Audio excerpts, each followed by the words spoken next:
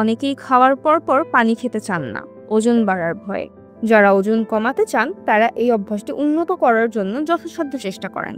কিন্তু খাওয়ার পরই পানি পান করলে আসলেই কি স্থূলতা বৃদ্ধি পায়, নাকি এটিও কেবল একটি মিথ?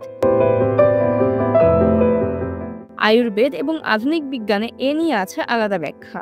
খাওয়ার পরই পানি পান করলে ওজন বাড়ে না। বৈজ্ঞানিকভাবে দেখলে পানির নিজস্ব কোনো ক্যালোরি থাকে না, যার ফলে এটি সরাসরি ওজন বৃদ্ধি করে না। তবে খাওয়ার পরই যদি প্রচুর পরিমাণে পানি পান করা হয় তাহলে এটি হজম রসকে পাতলা করে দেয়, যার কারণে খাবার সঠিকভাবে হজম হয় না। এর ফলে কখনো কখনো পেটে ভারী ভাব এবং ফোলা ভাব দেখা দেয়, যা ওজন বাড়ার সাথে যুক্ত। আয়ুর্বেদ চিকিৎসা অনুযায়ী খাওয়ার পরপর পানি পান করা এড়িয়ে চলা উচিত।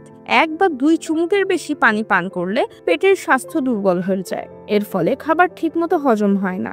পাশাপাশি শরীরে বিষাক্ত পদার্থও তৈরি হতে শুরু করে। এ কারণে আয়ুর্বেদে খাওয়ার পরপরই 1 বা 2 চুমুকের বেশি পানি পান না করার পরামর্শ দেওয়া হয়েছে। বরং খাওয়ার পর হালকা গরম পানি বা জিরা পানি পান করা ভালো, কারণ এগুলো হজমে সাহায্য করে। সব মিলিয়ে খাওয়ার পরই পানি পান করলে সরাসরি ওজন বাড়ে না এবং আরও অনেক সমস্যা হতে পারে। এ কারণে বিশেষজ্ঞরা খাবার অন্তত আধা ঘন্টা পর সঠিক পরিমাণে পানি পান করার পরামর্শ দেন।